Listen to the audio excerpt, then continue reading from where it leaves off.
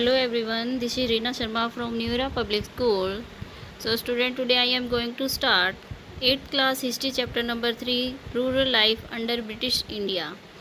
Let's start the chapter from revenue collection under the British. तो इसमें हम क्या पढ़ेंगे कि जो रिवेन्यू होता है वो कैसे कलेक्ट किया जाता है ब्रिटिश राज में। Indian villages were the self-sufficient unit before the advent of the British. The villages produced almost everything they needed. अब क्या हुआ, जो इंडियन विलेजेस थे, जो भारतीय जो गांव थे, उनमें क्या था, सेल्फ सफिशिएंट यूनिट थी, यानी कि एडवांट थी, यानी ब्रिटिश के सामने जो था अपना खुद से गुजारा कर सकते थे। विलेजेस प्रोड्यूस ऑलमोस्ट एवरीथिंग, जो चीज़ उनको चाहिए थी वो उगा सकते थे। The farmer on the land, जो फार्मर होते थे उनकी खुद की लैंड होती थी, खुद की कल्टिवेटेड करते थे उसको। A small part of their producer was paid to the king as a revenue. अब क्या हुआ, जैसे अगर पूरे साल की जो फसल होती थी उसका कुछ भाग जो है राजा को देना पड़ता था, उसी को हम क्या बोलते हैं, रिवेन्यू, भू राजस्व। Whenever natural disaster like drought or famine affected any region, अगर कोई मतलब डिजास्टर आ जाता है, कोई समस्या आ जाती है तो क्या हो जाता, सूखा पड़ जाता था। The amount of the revenue of the collected was reduce to even exempted it if the situation was found to critical. अब क्या हुआ, अगर मान लो कहीं पर किसी ज़मीन पर सूखा पड़ गया है तो क्या हुआ, जो उस रीजन का जो फार्मर होता था वो मना नहीं कर सकता था रिवेन्यू के लिए, रिवेन्यू कलेक्ट कर लेके रिड्यूस कर देता था, तो क्या होता था, उसको वो ज़मीन छोड़नी पड़ती थी। With the advent of the British the situation changed, जैसे ही with the advent of the British the situation change, now tax was collect by companies agent. अब क्या हुआ, पहले तो क्या होता था, किंग होता था, उनके सामंत होते थे, वो कलेक्ट करते थे रिवेन्यू को, बट अब ब्रिटिश टाइम में क्या होगा, उसके जो ब्रिटिश कंपनी के एजेंट होते थे वो रिवेन्यू को कलेक्ट करते थे। द अमाउंट वाज फिक्सड, जो अमाउंट होता था वो फिक्स होता था। The farmer were supposed pay in cash, there was no concession and the consideration of crop failed. अगर मान लो किसी की फसल खराब भी हो गई तो उसको कोई कंसेशन नहीं दिया जाता था। The zamindari system came into existence, अब इस टाइम पे क्या आ गई थी, zamindari system. Zamindars and landlord collected revenues for the British and kept the part of themselves. अब क्या होता है, जमींदार जो होता था, जो लैंडलॉर्ड होता था, जिसके पास ज़्यादा ज़मीन होती थी, वो क्या करता था, सबसे जो है कलेक्ट करता था रिवेन्यू को और फिर किसको दे देता है, ब्रिटिशर्स को। Revenue collection under the British. Next topic, after the battle of Buxar the first task of English East India Company as a trading body was the maximise its profit. सबसे ज़्यादा जो इनका काम था, बक्सर के जो बैटल हुई थी उसके बाद ईस्ट इंडिया कंपनी का, वो था ट्रेड के ऊपर काबू पाना और ज़्यादा से ज़्यादा प्रॉफिट कमाना। As the company received the Diwani right of Bengal, अब बंगाल में क्या हुआ, इन्होंने दीवानी जो राइट था वो मिल गया था बिहार में, उड़ीसा में। They now had to the power collect and revenues, अब इनको क्या मिल गई थी, पावर मिल गई थी रिवेन्यू को कलेक्ट करने की। Agriculture had been main occupation of the Indian since age, यानी कि इंडिया का जो फेमस ऑक्यूपेशन रहा है वो क्या है, agriculture. Land had brought huge revenue and the king of the sign ancient and medieval period, यानी कि पुराना जो समय हमारा एशियंट पीरियड है, जो मिडीवियल पीरियड है, उसमें सबसे ज़्यादा किस चीज़ की जो है जिक्र रहा है, रिवेन्यू का, एग्रीकल्चर का। Company also extracted the large revenue from the land and the finance trading activities and army. अब क्या हुआ, जो कंपनी होती थी वो क्या करती थी, बहुत ज़्यादा रिवेन्यू लेती थी और जो रेवेन्यू लिया जाता था वो कहाँ पर लगाती थी, उसको फाइनेंस करती थी ट्रेडिंग एक्टिविटीज़ में, आर्मी पे। The tax on land was raised many fold, अब क्या है, टैक्स जो है वो क्या हुआ, रेज्ड हुआ, बढ़ने लगा, मेनी फोल्ड, कई जगह उसमें कमियाँ आई। The company ordered the farmer to plant cash crop instead of food crop. अब क्या हुआ, कंपनी जब आ गई हमारे इंडिया में तो उन्होंने क्या किया, लोग फार्मर्स को बोला कि तुम जो हो, जो फूड क्रॉप होती है उनकी जगह आप कैश क्रॉप जो कीजिए। अब कैश क्रॉप में कौन सी होती हैं, ओपियम, पॉपी, ओपियम होती है जो अफीम होती है वो, और पॉपी जो होती है खसखस। वर कल्टिवेटेड एंड एक्सपोर्टेड, इनको क्या करना है, इन्हीं की जो है कल्टिवेशन करना है और उसको एक्सपोर्ट भी करना है। This reduced food availability and agriculture production and the contributed of the famine that struck Bengal in 1770। अब बंगाल में जो है ये लागू कर दिया गया था कि तुम्हें जो है कैश क्रॉप लगानी है, तो उससे क्या हो गया, जो फूड अवेलेबिलिटी होती थी वो कम हो गई और एग्रीकल्चर प्रोडक्शन भी कम हो गई थी।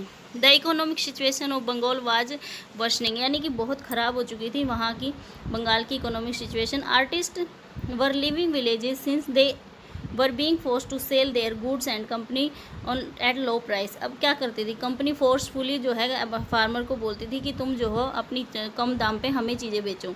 Artisanal producing was the decline and peasant were not in the position to pay their tax. अब क्या था इस हालत में, जो किसान थे वो अपना टैक्स पे नहीं कर सकते थे। The famine intensified the problem and the around 10 millions people lost their lives. अब फेमिन क्या होगी, फेमिन हो गया, सूखा पड़ गया, तो क्या हुआ लोगों के सामने बहुत बड़ी प्रॉब्लम आ गई थी और जो 10 मिलियन लोग थे वो अपनी ज़िंदगियाँ खो चुके थे टैक्स को पे करते करते। To deal with the rising critical situation, उनके सामने एक क्रिटिकल सिचुएशन राइज हो गई। The company introduce the 3 new revenue collection system. 3 revenue collection system जो है कंपनी ने बना दिए थे। First is permanent settlement and second is ryotwari system and mahalwari system. First topic is permanent settlement, 1793. What is the permanent settlement? It was introduced in Bengal in 1793 by Lord Cornwall.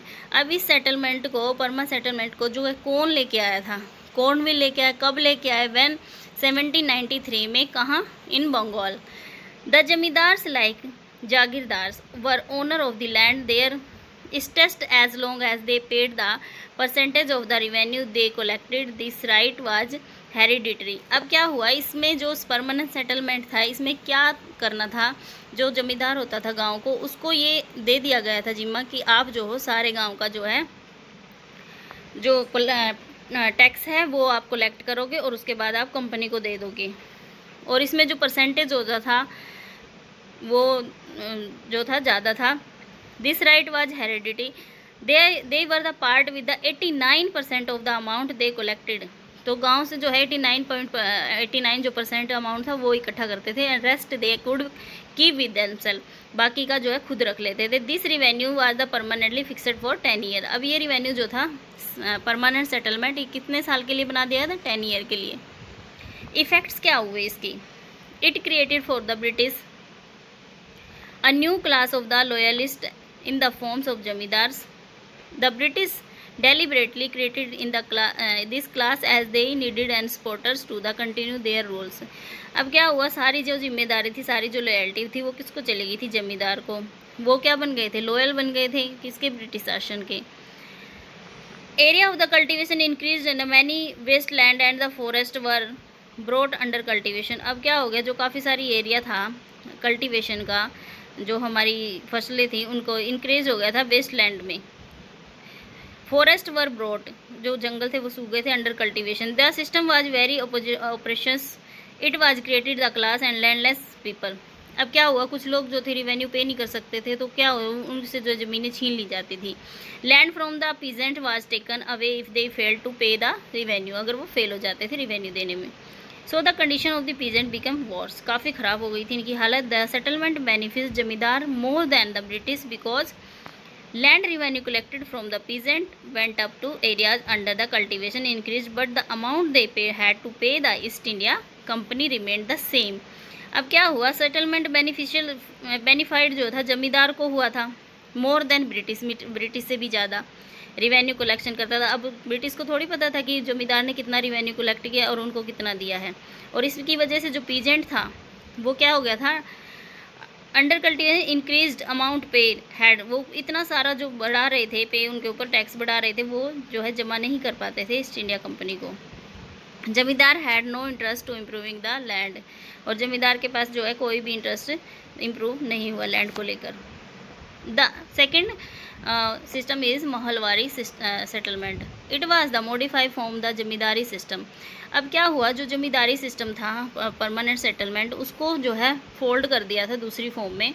It was the introduce in the Gangetic valley, सबसे पहले जो है कहाँ पे हुआ ये, Gangetic valley में, north west province and part of the central India, Punjab.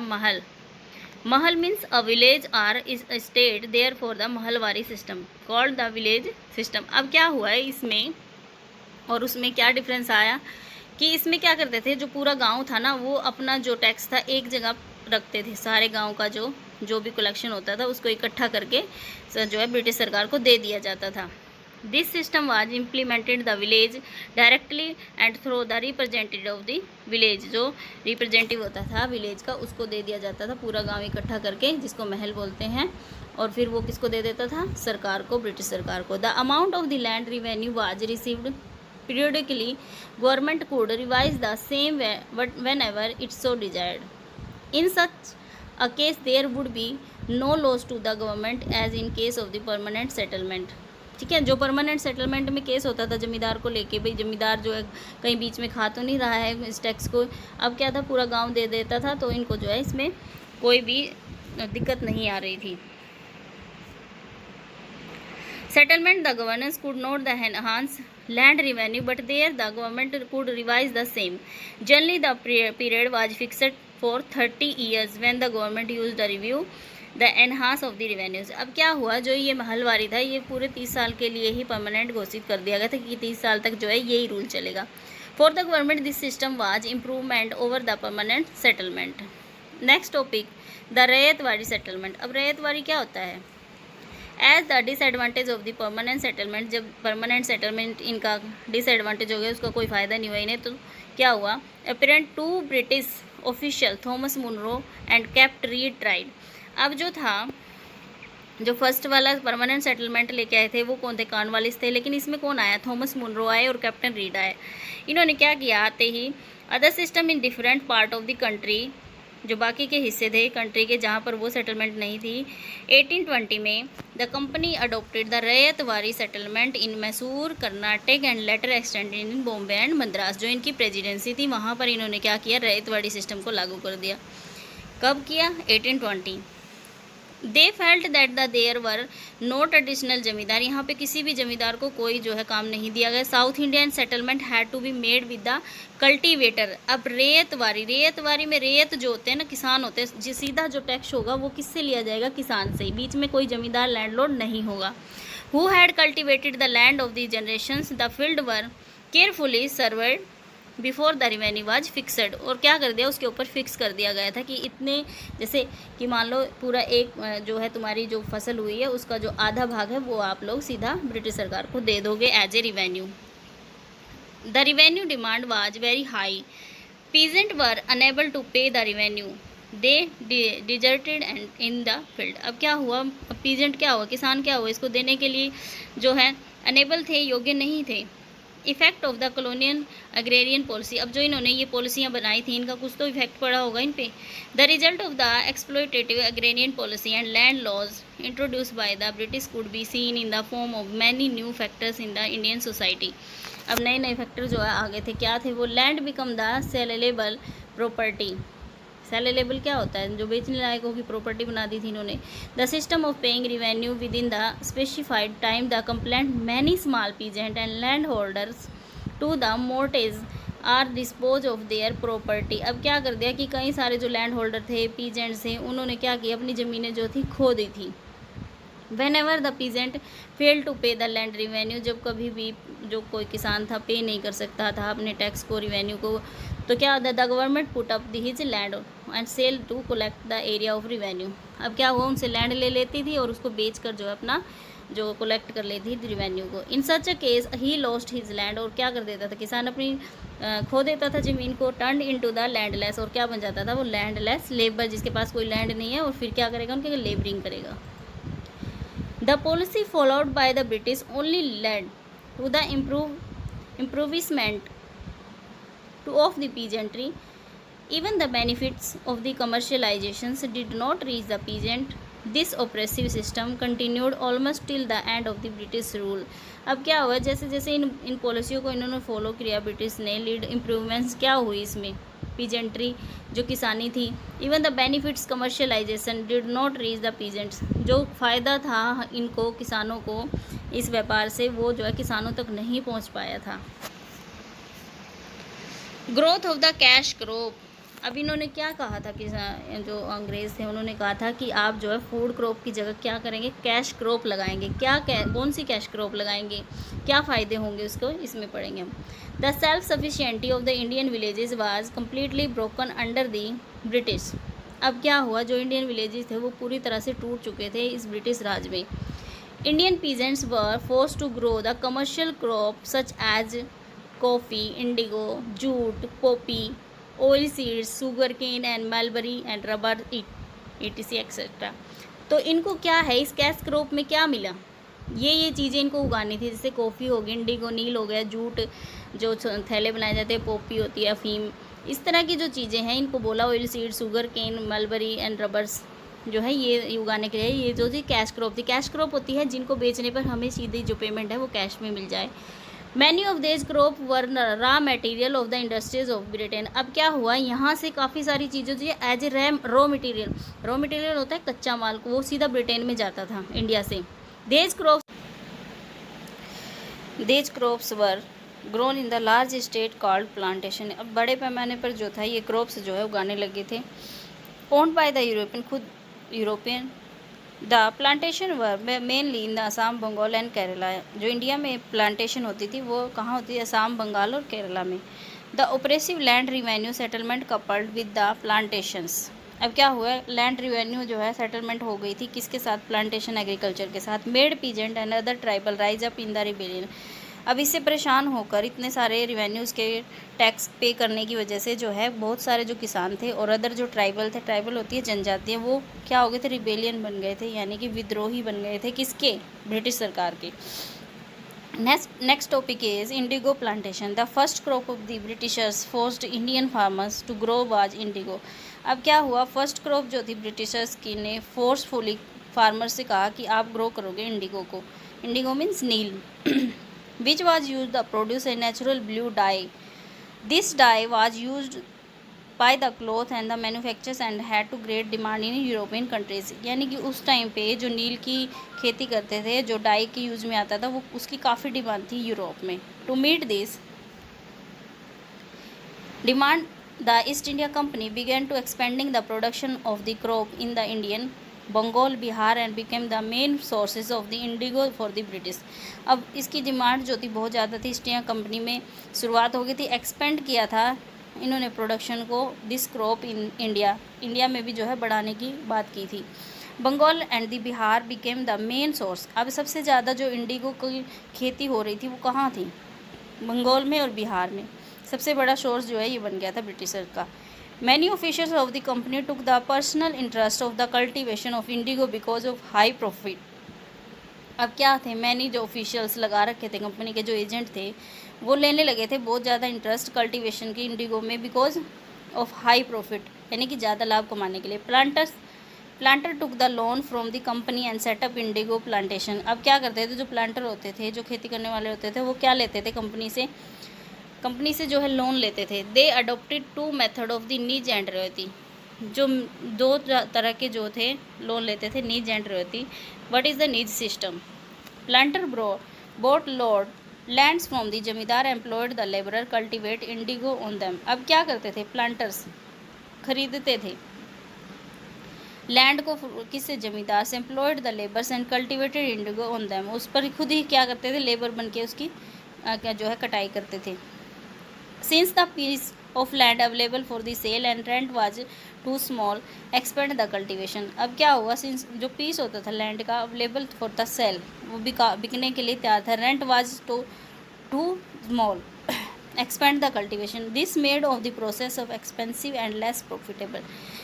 ये जो तकनीक थी ये बहुत ही कम महंगी थी एंड लेस प्रॉफिटेबल थी, और इसमें प्रॉफिट जो था काफ़ी कम था।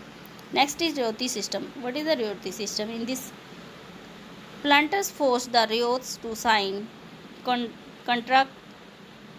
contract under the which they were given the loans called dedons at the very high interest to cultivate the indigo and piece of their land। अब क्या थे, जो प्लांटर होते थे, प्लांटेशन करने वाले, वो एक साइन करते थे, रियोत होते किसान, वेयर गिवन द लोन, जिनको लोन दिया जाता था, देदोन at the very high interest, जिस पे काफ़ी हाई इंटरेस्ट लगता था। Once a farmer took such a loan, एक बार अगर फार्मर ने ले लिया loan, he remained under the डेप्ट of this entire life before the passing it to his successor. क्या हुआ, पूरी उम्र जो थी उसकी बीत जाती थी लोन उतारने में। Contract were also signed by the head of the villages. जो कॉन्ट्रैक्ट साइन किया जाता था, जो हेड होता था विलेज का, उसके बिहाफ पे of the farmer. Indigo was purchased at low prices. अब क्या करते थे, उसको इंडिगो को किसी लो प्राइस पे खरीदते थे। Loan were given in return, और जो उनका लोन था वो ऐसे कैसा खड़ा रहता था, यानी कि किसान को जो था कोई भी फ़ायदा नहीं होता था इसमें। By the 19th century a large part of the Indian land under indigo cultivation was under the Ryoti system. जो ज़्यादातर इंडिया का पार्ट था वो रेवती सिस्टम के अंडर में आ गया था। Many farmer were the heavily burdened by डेप्ट, यानी कि इस जो सिस्टम था इनका लोन देने का, इसके अंडर में जो है काफ़ी बर्डन आ गया था किसानों पे। Soil lost is fertility, Indigo की खेती करने की वजह से जो था, जो यहाँ की मिट्टी थी वो अपनी फर्टिलिटी खो चुकी थी। Prices Indigo received the farmer become the lower, price जो था किसान को कम मिलता था। लोन कैप्ट इंक्रीजिंग, लेकिन जो उनका लोन था वो बढ़ता चला जाता था। Next topic case study Indigo revolt और ब्लू रिबेलियन। अब जब इतना इंडिगो पर प्रेशर डाला जाता था ब्रिटिश सरकार के द्वारा, तो वहाँ पे क्या हो गया, रिबेलियन हो गई, विद्रोही हो गई। तो उसको क्या बोला गया, an important rebellion took place in Bengal in the 1859 called indigo revolt, नील विद्रोह जिसको बोला जाता था। The word indigo is derived from the Greek word indikon which means is from India. Indigo का जो नाम आया है वो इंडिकॉन से आया है, इसका मतलब होता है कि फ्रॉम इंडिया, इंडिया से जो नील आ रहा है उसको इंडिगो बोला जाएगा। In 1860 the angry rebellion dragged the cultivator and beat them up. अब क्या हुआ, 1860 में जो एंग्री रिबेलियन थे, विद्रोही थी, गुस्से वाले, dragged cultivators beat them up, उनको क्या किया, पीट दिया था उन्होंने। On them the same day 3000 rebellions went of the march of the police could not take any actions, और क्या हुआ, उसके खिलाफ जो है 3000 जो रिबेलियन विद्रोही थे वो खड़े हो गए थे। अभी किसने पीटा था, ये ब्रिटिश सरकार ने। Later on the 20th March they attacked the factory with the spear of the sword, तलवारों के साथ उन्होंने हमला कर दिया। They also attack the Lokanathpur and the Chandupur factories. Even the women took the part in the revolt, अब जो औरतें थी उन्होंने भी इसमें पार्ट लिया था। The government actually brought the in the military of the protect planters. A commission was set up of the inquiry into the system of the indigo protections. अब गवर्नमेंट क्या थी, एक्चुअली में ब्रोट लेकर आई थी military protect planter उसको बचाने के लिए। Commission was set up the inquiry into the system of the indigo productions. After the inquiry planters were held guilty. आखिर में क्या हुआ, इंक्वायरी हुई तो प्लांटर को क्या हुआ, गिल्टी हुई। Planters were the criticised for the using the forceful method with the Riot. It stated that the indigo production did not bring the profit to be the method with riot, and so they could refuse to contract with the future in fulfill the existing one। अब क्या हुआ कि Indigo से जो है आम लोगों को, जो किसान थे, उनको कोई भी प्रॉफिट नहीं हो रहा था, इसलिए आने वाले टाइम में इन्होंने किसी भी कॉन्ट्रैक्ट के लिए जो है मना कर दिया था। A surprising aspect of the indigo revolt was the support from Bengali intelligentsia। The rebellion received a lot of the publicity and through the learned people of Calcutta who spoke the road about the miserable plight of the peasants। अब क्या हुआ, एक उसके जरिए कलकत्ता में बोला गया, रोड लिखा गया, miserable plight of the peasant and the tyranny and of the planter और जो पीजेंट की दयनीय स्थिति थी उसके बारे में। This revolt also got major support from the press को जो है इसका काफ़ी सपोर्ट मिला। The newspaper describe the atrocity of the British rule. Shishir Kumar Ghosh, the founder editor of the Amrita Bazar Patrika, took special pain for the cause of the indigo planters. ठीक है, उसने जो है इसके बारे में लिखा, किसने, शिशिर कुमार घोष ने, जो फाउंडर थे, एडिटर थे अमृता बाजार पत्रिका के। The revolt also inspired the playwright and produced the most popular play of the time, नील दर्पण। तो उन्होंने जो है सबसे बड़ा, जो नील की खेती करने वाले जो प्लांटर थे उनके ऊपर लिखा था Neel Darpan, by the Dinabandhu Mitra, which in turn the contributed a great deal to the nationalist movement in Bengal. तो इसमें क्या हुआ, इसका जो है काफ़ी सहयोग रहा नील दर्पण का, लोगों ने इसको पढ़ा, इसके बारे में देखा, तो उन्होंने जो है ग्रेट डील की नेशनलिस्ट मूवमेंट यानी कि आंदोलन जो है बंगाल में शुरू हो गया था। Other revolt against the British, अब उसके सिवा जो है काफ़ी सारे रिवोल्ट हुए हैं, विद्रोह हुए हैं। First, fakir and sannyasi revolt. Fakirs and were the group of the wandering Muslim mendicants in Bengal, ये बंगाल में हुआ था फ़कीर विद्रोह। Led by the Ali Shah, Chirag Ali Shah and they attacked English factories. जो लीड की थी इन्होंने चिराग अली शाह ने, दे अटैक्टेड इंग्लिश फैक्ट्री पे एक अटैक किया। Their rebellion was the subjugated in the beginning of the 19th century. 19th century की जो शुरुआत थी तो भी हुआ है। The sannyasi rebellion took place in Bengal in period of the 1770 to 1820 at the sannyasi organise peasant into the militant group of the rebellion existent excessive revenue. ये ज़्यादातर ये जो सन्यासी विद्रोह था ये किस लिए हुआ था? ज़्यादा रिवेन्यू लेने की वजह से, ताकि पीजेंट जो थे इससे काफ़ी जो है तंग आ चुके थे। The Faraizi rebellion, Dadu Miyan united the farmer all farmer. अब क्या हुआ, जो दादू मियान थे इन्होंने बहुत सारे फार्मर्स को इकट्ठा किया। Started a movement in a Faridpur district of the East Bengal की फरीदपुर डिस्ट्रिक्ट में मूवमेंट स्टार्ट कर दिया। The farmer refuse to pay the taxes and obey the order of the landlord. क्या हुआ कि फार्मर ने रिफ्यूज़ कर दिया था टैक्स को पे करने के लिए and order of the landlord की जो बातें थी वो मानने के लिए। Miyan called upon the peasant not pay land revenue or to sow indigo. उन्होंने कहा कि जो पीजेंट है ना तो वो टैक्स पे करेंगे और ना ही इंडिगो की खेती करेंगे। However Indians were unhappy due to the exploited British of the policies. जो इंडियंस थे वो काफ़ी खुश नहीं थे। एक्सप्लॉइट कर रहे थे ना लोगों के साथ। ब्रिटिश सरकार की जो पॉलिसीज़ आ रही थी वो क्या कर रही थी, जो आम जनता थी उनके साथ भद्र विवाह जो व्यवहार था उनका। They fail to protest in the organised way. अब ये क्या था, ये जो फराजी रिबेलियन था ये क्या हो गया, फेल हो गया था, क्योंकि इसका जो ऑर्गेनाइज था वो अच्छे से नहीं किया गया था। Hence they failed the have impact on the increasing mind of the British. और इसका जो प्रभाव था वो भी जो है ब्रिटिश पर नहीं पड़ा ज़्यादा। So student, we have completed this chapter today. Okay, keep learning. Please like, share and subscribe my channel. Thank you.